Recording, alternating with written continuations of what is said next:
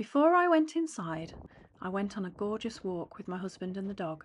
It was freezing outside, and despite the winter chill and the dark and gloominess, the wild, beautiful valley near home completely rekindled our hearts with joy when we saw all the rewilding that's going on locally, giving us hope for the future. And here's these beautiful wild fell ponies. They've come to say hello, and I just had to show you so you could enjoy it too. They're planting thousands of trees in this area, and it just fills our heart with joy.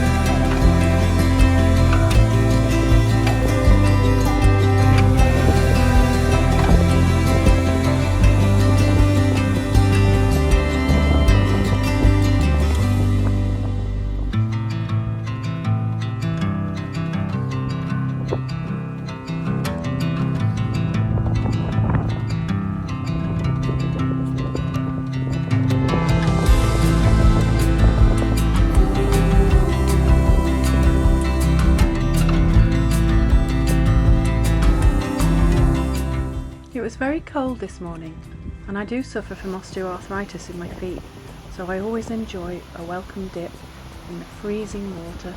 It just cooled my feet down, and it just means I can walk that bit further. I used to be devastated thinking I could only ever walk for about an hour, but actually putting them in the cold water sets them free again, ready to do another couple of hours. Back home now, and we're going to start working with this sheep. It's the Herdwick, and it's a very famous sheep to the Lake District, but its wool is very prickly, so beware. Here we go. Hello everybody, and welcome once again to Debra's Felt Studio. Well, it's still chilly out there, at least for us in the Northern Hemisphere, so today I'm going to show you how to make some cosy slippers. This is a pair that one of my students made last year, and here's a pair from home, my daughter's slippers with a little bit of spangle on them, sparkle. And then I've also got these that I need to finish, and that just shows you what they look like before I've even started felting them. So yeah, let's get on with it. But before I do, I just wanted to show you something that I'm really in love with at the moment, and it's called the Wild Offering Oracle. And it's for those of you artists like me that sometimes you just want to go out and get something to inspire you. And this is a beautiful deck of cards by a woman called Tosha Silver, and Katie Daisy is the artist. So I just thought it'd be really rather nice if I just pulled a card to see what the day might bring. And all I do is I just think, okay, universe, God, whoever is your thing, just like a little bit of guidance today. And usually as I'm shuffling like this and just thinking about the question that I need to know, it's like, okay, what do I need to know? And either, whoops, something falls out like that. And today's card is patience. Hope you can see that. Patience. There. And it says, If you've tried forever to shift a problem, there's probably something to learn from embracing it. May I let this be for now? Help me relax and trust every need will be met, because often change soon follows. So I have been procrastinating a little bit in getting round to making these slippers. So I thought today's the day. So yes, have some patience and let's learn something new.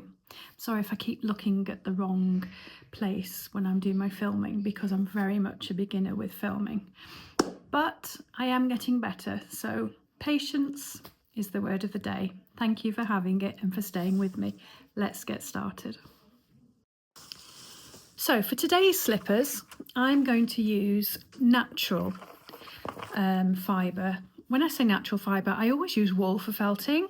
Sometimes I use silk as well. And you know, nowadays you can get bamboo and polyester, viscose, lots of different kinds of fibre now. All felters are branching out. So if you're vegan, you can go on a good website for felting and you can find vegan fibres. Now, even if you're vegan, I don't know how you feel about this, but no animal was hurt in the process of this. This is just a process of shearing. So the sheep have to be sheared. I suppose there is the argument that we wouldn't need the sheep at all if we were completely vegan, but then I love sheep. And yes, I went for a walk this morning and saw some beautiful sheep. And funny enough, one of the sheep provides me with this Herdwick wool, which is a famous Cumbrian sheep that comes from the landscape near here. And this one is a Jacob sheep. That's much coarser. And when I talk about coarseness, I'm talking about the length of the fibre. And if you look at that, the fibre lengths are actually very short and they come apart really easily. And if you make things with Herdwick, sometimes it shreds. It's like having a dog in the house, and as you walk over your rugs, things tend to slide off. Okay, and it's a bit prickly. Wouldn't really like that in a jumper. It's okay, some people do wear it. Jacob's wool, another British wool, much softer. Yeah, I definitely wear that one. I don't always use natural. When I say natural, British, I don't always use undyed British breeds. Quite often I'll use Merino. This is a beautiful Merino wool that's been hand dyed, so it's got all these lovely variegations in it. And sometimes I'll put these sparkly things in it, and they're quite good. Oops, not very good at picking up. I think it has to go in front of me. There you go. It keeps tracking my eyes, which is great, but on this time I want it to track the heart. Yes, so I put a piece of sequin material, heart shape, and then put a little bit of felt over the top. And these ones, I often like to do different colours on the inside to the outside. I just think that looks kind of funky. Okay, so there we go. Talking about fibre length and how coarse the wool is, this also makes the felting more difficult or more easy. Merino wool, the length of the fibre is about a hand span. Super easy for felting, super easy for beginners.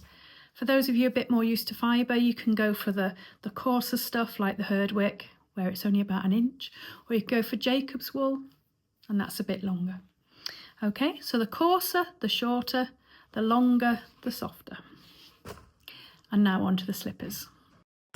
So before I start today, I just want to show you some basic tools for felt making. So I've got, first of all, the soap I use. This is my all-time favourite soap. I'm not being sponsored. It's good for your hands. It's good for the fabric and it's good for the environment. So I love it. And I've taught thousands of people. Nobody's ever had an allergic reaction to this soap, so I cannot advocate it enough. The other good thing about it is, if like me, you have a busy life, sometimes you're felting, you've got all the time in the world, and sometimes you just have to stop. And if this is in your work and you've rubbed it in and you have to go away, well, you could go away for weeks, months, days, hours. It will not rot your work, unlike the harsh chemicals that you find in washing up detergents, which when I first learnt to felt, nearly 20 years ago, that's what they were using, washing up detergent. And of course, my hands got sore. I'm sure it causes allergic reactions. It's got nasty things in it. And not only that, it made the fibres really smelly. This doesn't. So olive oil soap is the way forward. As well as soap, you're going to need some kind of method for friction.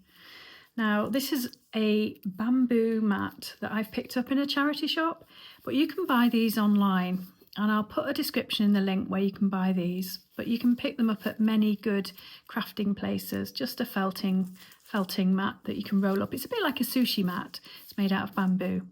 I also use for felting a rolling pin, and I have a special Swedish one that you might see me using sometimes, and that's got notches cut out of it, because after all, felting is an ancient craft used in many countries, and in places like Nordic countries, you know, they make an awful lot of felt for their slippers, their coats. It's an ancient craft, and one day I'll talk about the history a bit more and tell you where it all began, because that's also very interesting. One thing about the soap, the olive oil soap that we use, this is to change the chemical composition of the wool as you're felting. So it's an important process. They used to actually urinate on your work. Obviously not on my work or on your work, but when felt was first made or first discovered, they realised that the chemical composition was important for getting a strong felt. So you need to change the chemical composition of the fibres. So luckily nowadays we don't have to wee on it. We've got this. Good. The next thing you'll need is some netting, and I got this from a charity shop. Again, it's just old window netting. It needs to be polyester. If it's muslin or cotton, it will just felt into your work. You don't want that. You want the fibres to not stay together. This fibre and the fibre. Okay, so this has to be polyester. And then of course, bubble wrap, just recycled bubble wrap packaging that I get through the post. You can hold on to it. Now when we come to make slippers, we need something called a resist. I keep looking at the wrong side. That side. We need a resist. A resist is something that stops the back and front felting together. And by that I mean that's the back and that's the front. And to make a pair of slippers, you actually felt around a shape. You put your wool around the shape, and then you cut out your parcel. So you'd have a parcel like that. This is one I've done a few weeks ago, and it's dried, but if this were wet, it's got the plastic stuff in it. In fact, you might be able to hear it. And then you cut out a hole here and pull this out. There you go. So the kind of material, plastic that we use for a resist is anything that you can roll. It has to be malleable. It has to be able to roll backwards and forwards. This is one of my preferred ones because it's reasonably thick. It's probably marginally thicker than paper. Can you see it's got rough patterns on it? Now this is actually builder's membrane, and a builder friend of mine gave me this. He was throwing it away in a skip. It comes on a roll and you can cut shapes out of it. And I use this for 3D work. So 3D, it might be a pair of slippers, tea cozy, a vessel, bags, you name it. So you want some of this. If you can't find this, you could even use like an A4 folder that's, you know, just thick enough plastic that you can roll. And I've even seen people take some bubble wrap, 2 or 3 layers, stick it all together with tape and use that. If it was just the thin piece like that, it won't work so well, because when you're felting, you need to be able to felt around the edge and pat your fibres right close up to the edge to get a decent shape. Okay, so that's materials. Some people use a sprucer to wet your work. I've forgotten mine today. Typically it's at home, it's in my home studio. So instead, it's quite good. I've got one of these, my name on it even. It's just recycled, and it's just so you can squirt your water. And I think that's it really. An old towel. Don't forget, keep yourself dry, it'll hold the water. The bubbles actually also hold the water, and you need bubble sides up on the table so that it collects the water and keeps your work wet. Okay, I think that's it now for materials. Moving on to the next thing. Hi, I just wanted to take this moment to tell you all about a new and exciting project that's coming soon. I've got Debra's online felting school, and it's a simple monthly subscription to everything you need to know about felt making, at least in the world of Debra's felt making. I'm primarily a felt artist, and by that I mean I made lots of felt art pictures which I have shown for many years in galleries, and I've done some very big large installations in private homes. Very fortunate to be found in a Vogue magazine, and from there on I was doing big projects. But I'm a lot older now, and I think my main thing is I just love teaching. I love running my retreats. I love helping people shine and helping them to find that joy within. Because honestly, when you create something beautiful, there's a feeling like no other. And quite often we don't know it's in there.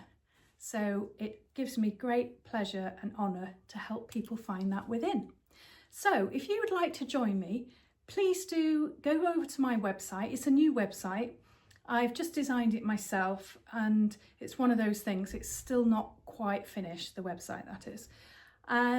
But it does have a subscription form if you want notification about my online school that's coming soon. I will only have so many places so that I can have that relationship with people. I will have monthly live chats and monthly projects, as well as resource lists and giving you help in every area if you want to set up your own online business or your own online craft shop on one of the forums such as Etsy or another selling site that you might know. Or if indeed you want to become a felt artist selling to galleries, I can answer the questions and try and find the solutions to the problems that I've encountered along my own creative journey. So if you'd like to join me, please do get in touch, and I look forward to seeing you soon. In the meantime, back to our project of today. So first we're going to make a template of our foot. I'm going to draw around our foot with about 1 inch. So here's my slipper template. Now you can see it's got a bit of a point on it here. And if you have any points on your work, it's not very good because it will push through the fibres when you're felting. So just make sure that your edges are all round. That's a very important tip actually. No sharp edges. And if you drop them onto your paper, make sure they're not on the bubble wrap either, otherwise they'll end up in your felt. So I'm trying a new method here. I'm filming around my neck. I've got a neck brace thing on, so I hope it doesn't move around too much or I might have to swap.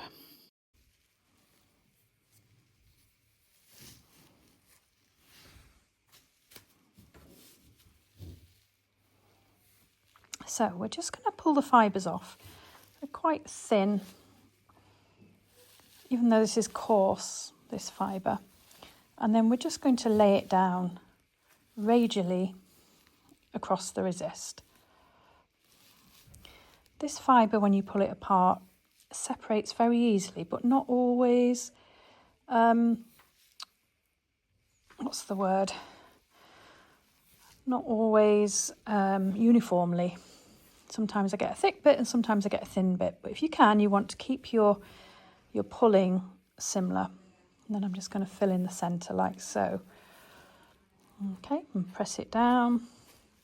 And you can see, I can still see the template through. So I'm just going to put some more fibre down.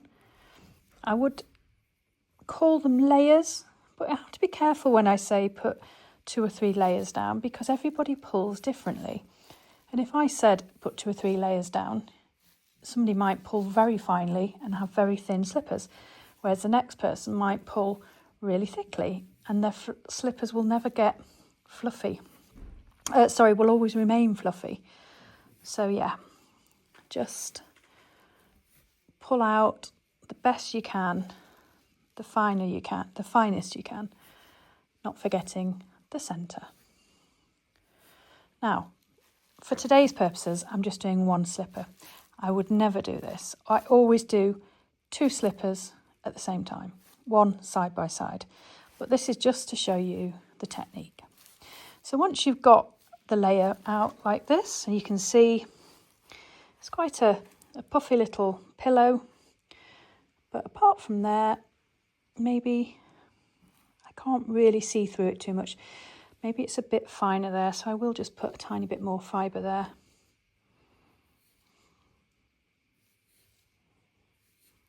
There we go.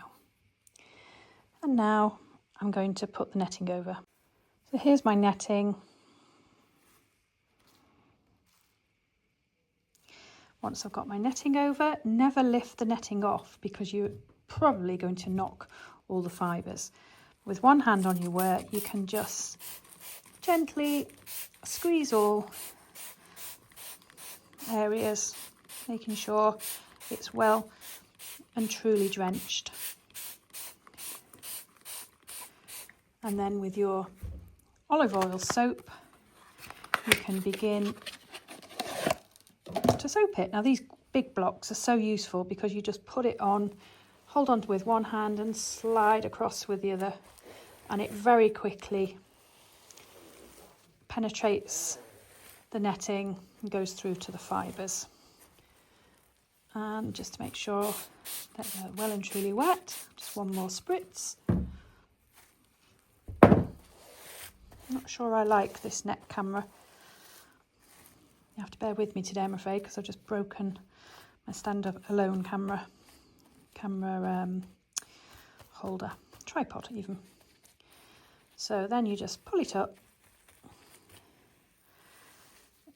taking care to hold onto your resist, which is the plastic bit, and just flip it down. And can you see all the fibres are sticking out the edge, only by about an inch, which is perfect. That's how you want them. Now these are still a bit dry, so I'm just going to blast them with a little bit more water. And then simply fold over, like so. And as you fold over,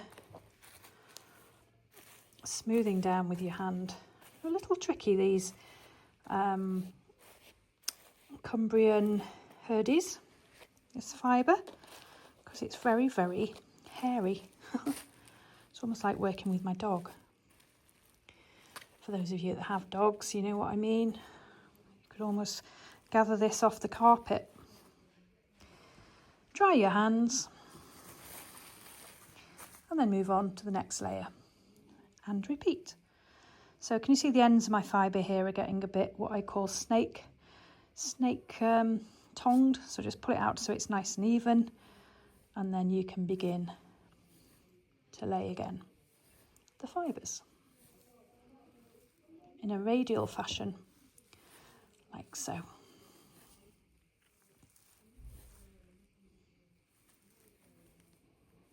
Where I have my studio, it's such a beautiful place. My work studio, it's where I do my filming. It's nice and warm, and it's such a lovely creative environment downstairs. We've got a hub, a community hub, and it's run by a charity called the Oakley Trust, and they're fantastic. They train and employ young adults with learning disabilities, and it's absolutely fabulous. So when I go down for my lunch, you get to meet these gorgeous people, and they cook the most beautiful food, and it's a thriving hub of the community. We've got different workshops going on in the other art rooms, and there's a craft shop downstairs with the most amazing local Cumbrian crafts and talents. But the food is outstanding. So there's my little plug for Appleby Hub, which is where I have my gorgeous studio. Anyway, back to the task at hand and wet out again.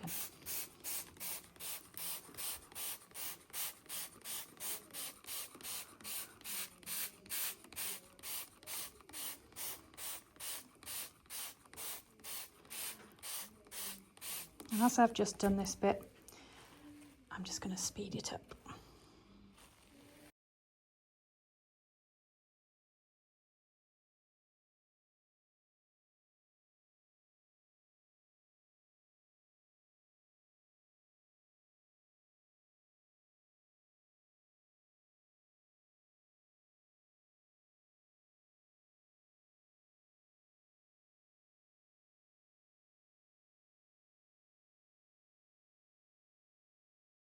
So on my daughter's slipper here, this is the edge and it's nice and smooth.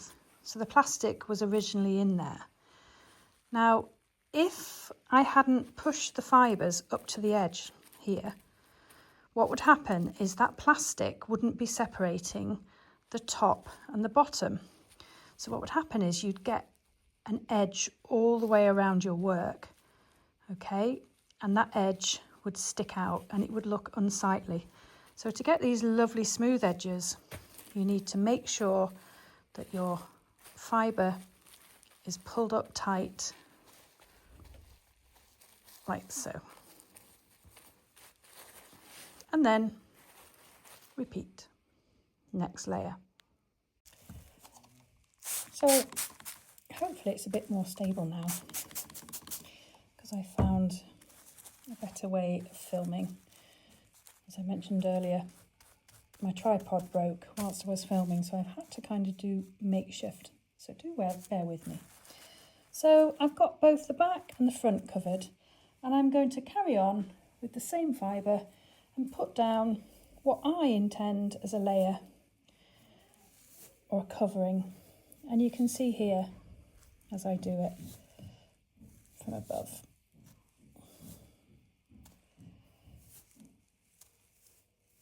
Sometimes when you're doing work like this, you begin to notice things like, oh, good grief, my hands. I'm a gardener too, so my hands look rather rough, to say the least. However, what I will say, given that I've been felting for 20 years, I think the olive oil soap definitely makes my hands soft. They are wrinkly, of course, I'm nearly 60, but you know, the good thing is the olive oil is doing my hands good. And that's why I like to use it. If you notice these gaps here, just fill them in. Sorry about the tripod legs. I'm saving up for a decent filming station. When I'm doing my filming from my studio at home, it's a lot more professional because I've got better gear. And actually, I have an online felt slipper course that's coming out very soon, where you can buy for a very reasonable price my felt slipper course, and that will be included in my felt school tutorials, soon to be released. So please do keep your eye open for those, and if you'd like to go on my mailing list to know when my felt school is opening, I'll have live lessons, monthly lessons, and I'll be there on Zoom to answer any questions you might have. So if you'd like to join me, please do get in touch. I must warn you though, that felt making is very addictive. Excuse the shadows at the moment. That's from my mobile phone above. It's nothing to do with how I've wet it. As I press down now though, can you see how the water and the fibres are getting actually quite soapy? When it gets to this stage, you know you don't need to add as much soap and water. So once again, pick it up, flip it over and cover your work. Now, as you make slippers, or any 3D object for that matter, it's important to remember how many layers you've done on each side so that you keep the top and bottom equal. Otherwise you're going to end up with a very chunky top and a thin sole if you're not careful, or the other way around. So again, I'm paying attention to these edges, making sure that they're nice and tight. And then I'm going to do the same again for the second layer of Herdwick. So I'll speed this one up again, so you've seen it a couple of times now.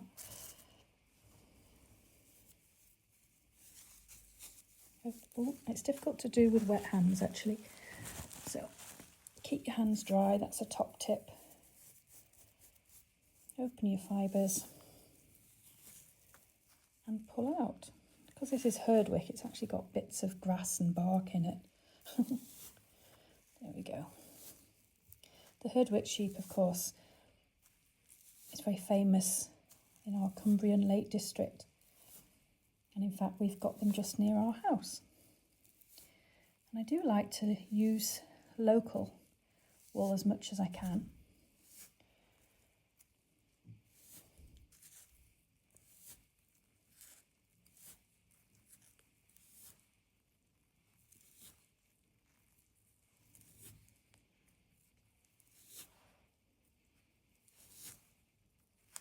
Remember to fill the centre.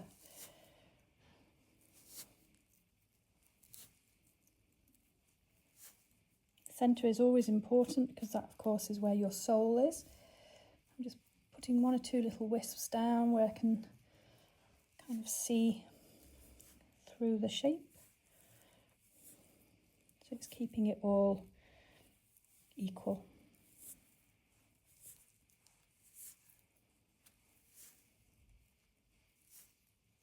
And then once again, repeat with your net. Oops, careful not to catch your fibre or it will pull off. Before I put more water and soap on, just press down because can you see? All the soap and water is actually coming through. So I can literally just give it a little rub and there's enough soap and water in there. You don't want to rub it too much because you don't want it to felt together too much. You want all these layers to be able to get penetrated with water so that they do eventually stick together. Because if you begin to rub too much between layers, you'll end up with a slipper inside a slipper inside a slipper, and you don't want that. So just a gentle rub. And lift off your netting, pick up, flip over and gently comb those fibres in. Careful not to make pleats. Pleats produce unsightly ridges or lips, as I call them. You don't really want those.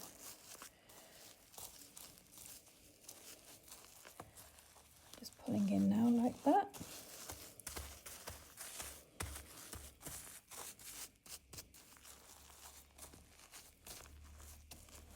Now, because it's a bulky fibre, I do have to pull this in quite a bit, otherwise it's not attaching to the edge. And don't worry if it looks bulky in the middle, it's absolutely fine. I'm drying my hands now. I feel like there's probably enough layers there. Well, it does feel a little thinner here than perhaps there. So it's a feeling game, making sure that everything's equal. So as that's just a little bit thinner, I'm just going to add just a dash here. That's something that you'll have to bear in mind when you're making your slippers. And just check that everything's even. So I'm just going to add just a wee bit here. Like so.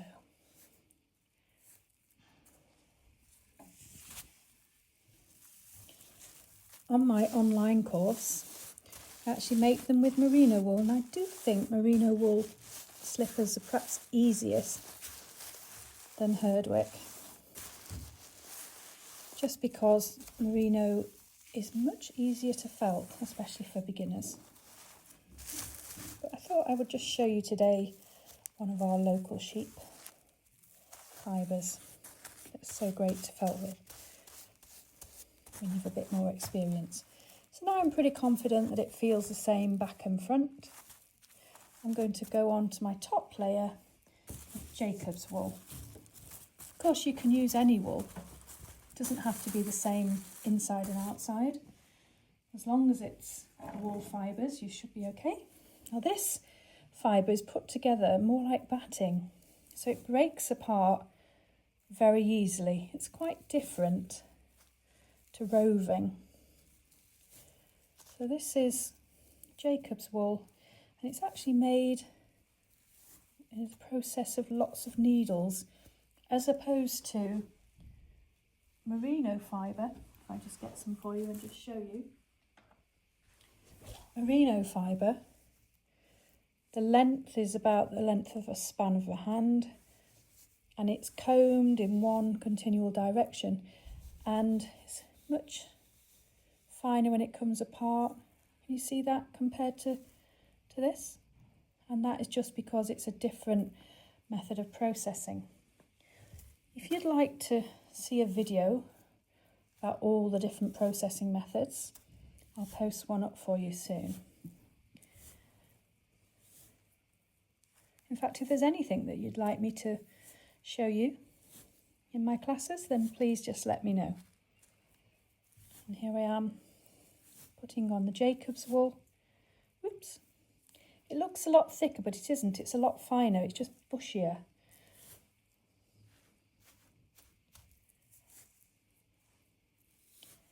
Filling in the gaps. Oops, seem to have moved it a little bit. There we go. You can see the edge better now. So I'm just filling in the gaps.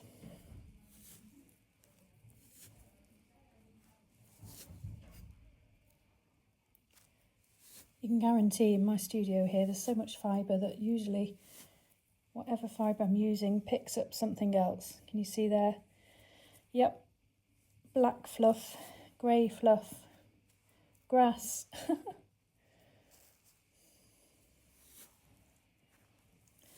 I tell you what though, there's something to be said about felting for just keeping you present, calming you down and feeling very grounded. It's just one of my most favourite things to do in life, I have to say. And even though I'm a painter as well, I like to spin, I like to create art yarn, and I have a blender which I absolutely love, and I create things called rolags, which I'll show you in some other video on another day. So I'm pressing down now. There doesn't seem to be that much water in it now because these fibres are really holding on to the moisture. So I'm going to spray on much more water, and I'm going to take my olive oil soap again and just spread it out.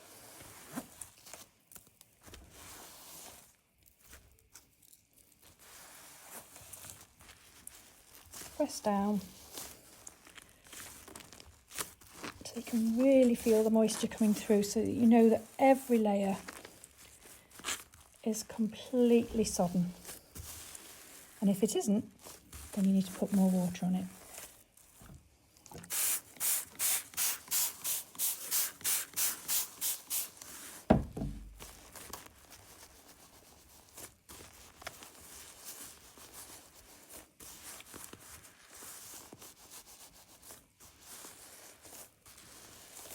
And I feel confident now that all those layers are well and truly wet. Pick it up, turn it over. Now some felt makers, when they make slippers, they use something called a shoe last. And a shoe last is like either a wooden or a polystyrene shape of a shoe, and you lay the fibres on it.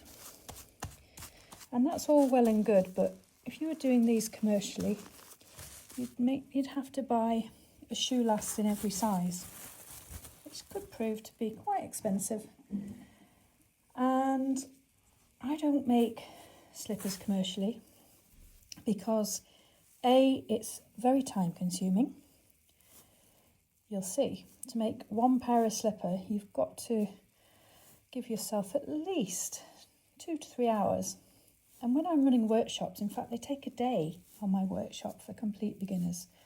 So it's not something for the faint-hearted amongst you, because there's a lot of rubbing involved. And I just prefer to use this method with a resist. It's cheaper, it's using recycled materials from a builder's yard. I mean, you can buy it from any builder's merchant on a roll if you don't find a builder who's throwing it away.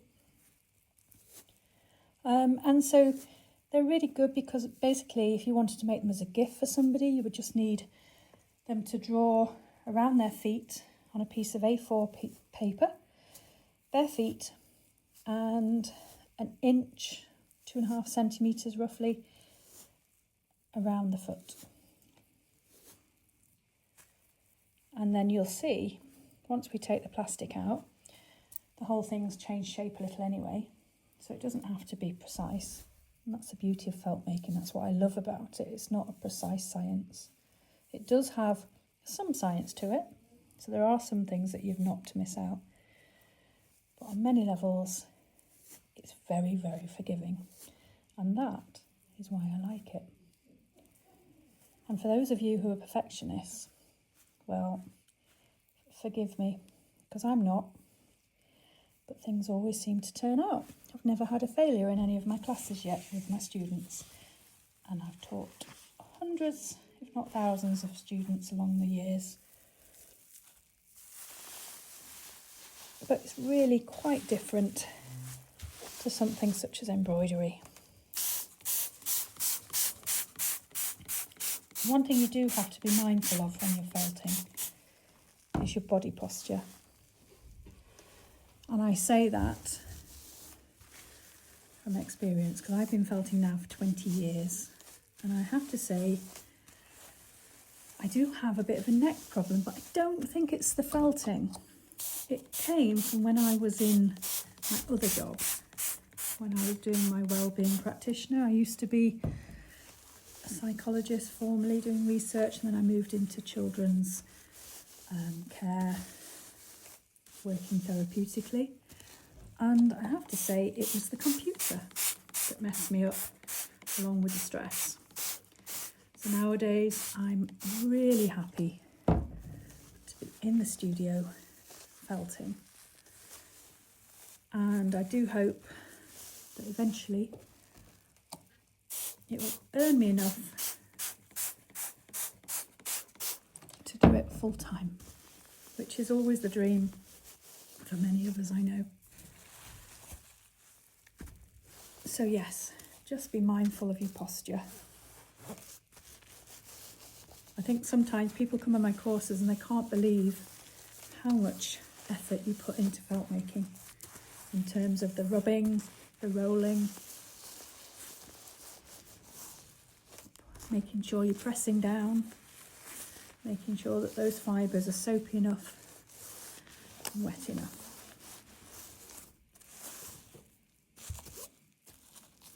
Pull back the net, turn it over,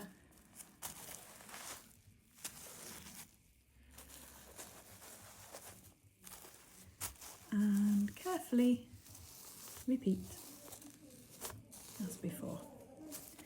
Now sometimes people put too much overlap, and what you'll find then is you get a kind of bulky corner. Now it's really important that you don't do that, so do be mindful that you don't have too much of an overlap. For an optimum overlap you want about 1 inch. I don't know why I always use inches, because actually I grew up in centimetres. It was just changing over when I was a girl. 1 inch, 2.2 centimetres, is it? There we go.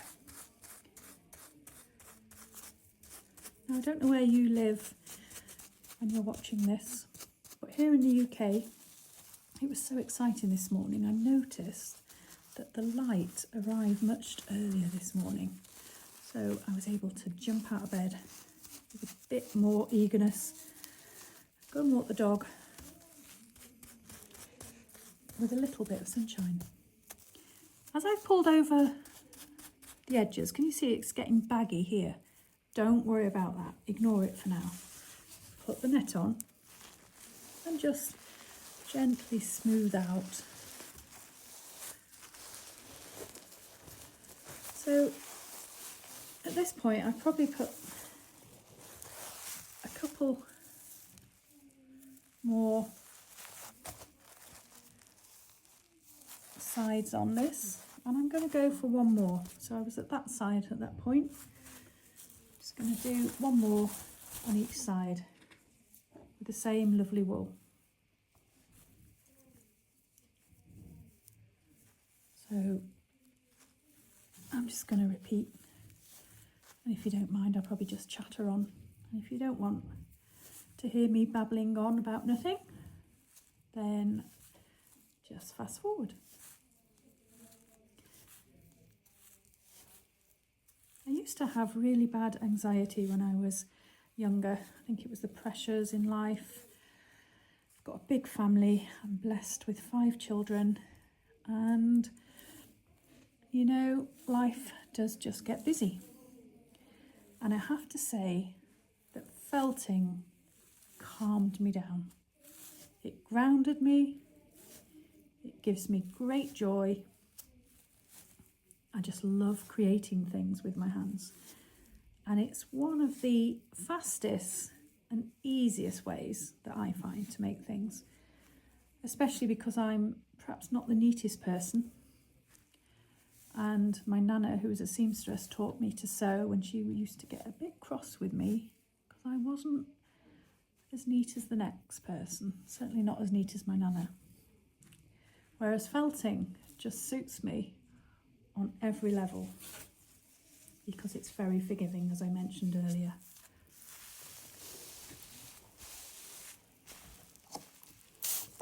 One of the things when I'm felting that I find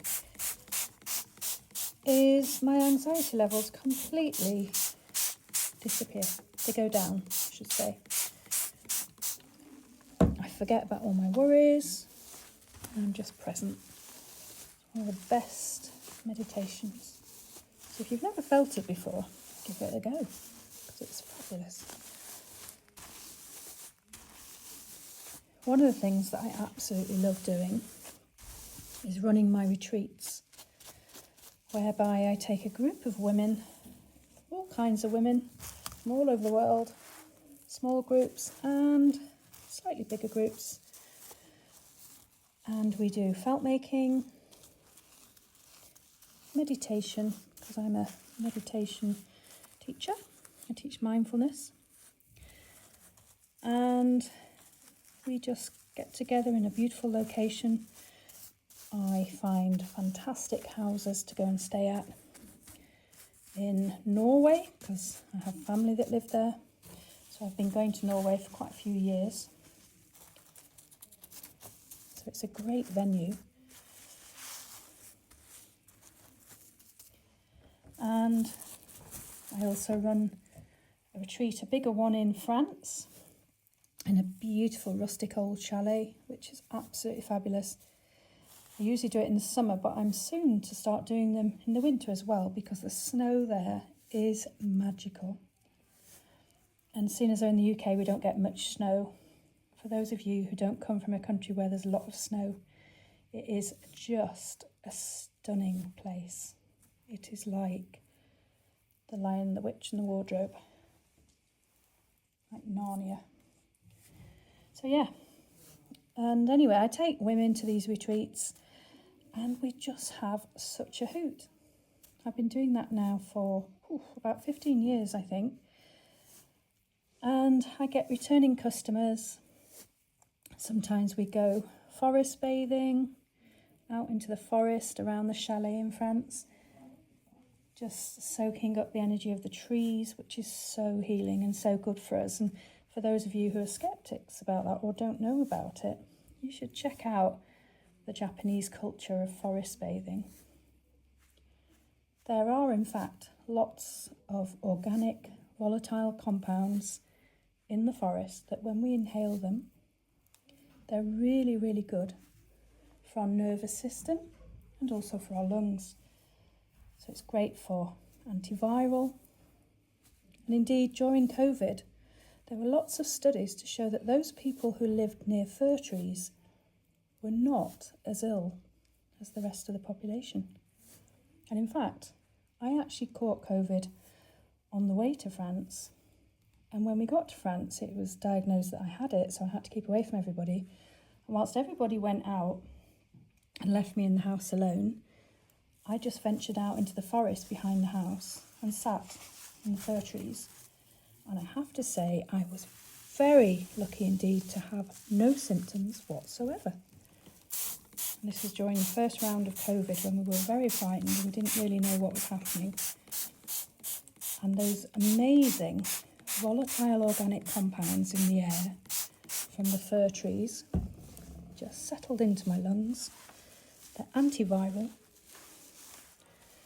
And yeah, nothing happened. They fought off that nasty virus. So if you want to do something today, go and sit in the trees. If you want to know more about this, there's a fantastic book called To Speak for the Trees, which explains all the science behind these compounds in the air. So that's today's little science lesson for you. I used to be a scientist. I was a research psychologist and I love cutting edge science in any form. And 3 of my 5 children are scientists, and yeah, we're always keen to learn new things and to keep up to date with what's going on in the scientific world. So I'll share any little snippets that I think may be beneficial for you. But if you're interested in any of my retreats, please do go to my website. It's pretty easy. The website's called Debra's Felt Studio.co.uk. And I have to apologise because I'm in the process of building it at the moment. It's already gone live, but there are lots of things still wrong with it in terms of the layout and the spacing, because I'm not a tech wizard. And when I went to renew my old website, which is now 15 years old, I was aghast at how expensive they were. And I simply don't have the funds to spend thousands, and I mean thousands. I was quoted something like $12,000 for the kind of website I was after. And there's no way I have that kind of money with my girls being at university, you know. So for now, I'm doing it myself. So if you just hang with me, guys and girls, and I'll do my best. Anyway, it does advertise what I'm trying to say on my website. And my Norwegian trip this year in May, I'm really super excited about that because we're going to Norway. We're going to be hiking up a very famous rock called Pulpit Rock on a Norwegian fjord. And the scenery is stunning. We've got a house overlooking, not me personally, I've rented a house, overlooking a fjord. And there's a hot tub, the sunsets. Oh my gosh, it looks gorgeous. And that's just a small retreat. I've only got 4 clients for that one. So that's full this year, but I'll be taking bookings soon for next year. And also my French retreat, which is happening in the end of August. I've still got some spaces on that, so please do take a look. If you like forests and you like crafting, felt making, and if you like slow stitching, I've got a friend who's going to join me who's another amazing felter, quite different to me, and you can see her work on my website. And we'll also be doing felt art, because felt art is really what I'm known for. Even though I do run a lot of workshops on, well, I say a lot, I used to run a lot, not so many now, but I run workshops on slippers and vessels and bags. My felt art is the thing that gives me the most joy. So we'll be doing some of that on the retreat as well. And then of course you've got the amazing French food. There's some waterfalls outside the house so you can go and bathe in the cold water off the mountains. And then we go hiking on one day, and this suits all levels. And you can in fact walk from the chalet every day, and I do like people to have a rest every afternoon after lunch. We reconvene after the afternoon to carry on with the workshop at about 5 p.m. till 7, and we felt in the mornings 10 till 1. And then in between that, I encourage you to rest, read, paint, walk, lie in the hammock in the forest, play badminton in the garden. There's a huge field attached to the chalet and it's just idyllic. So yeah, it's very beautiful. So please do check that out. And I cater for all budgets. So I really look forward to meeting you possibly. Oh, I'm not really that hairy, it's just a little bit of fibre attached to my hand. Anyway, back to the slippers. They now feel really quite thick. That's probably about a centimetre's worth of fibre there. And for the next stage, it's basically a good, at least half an hour of rubbing. So I'm going to shut up now, put on some nice music and fast forward the video. When I say fast forward, speed it up. I don't want to bore you. See you in a moment. As the video was too long for making these slippers, I split it into 2, so you can finish them off next week when I release the second half. Thanks for watching and see you soon. Bye.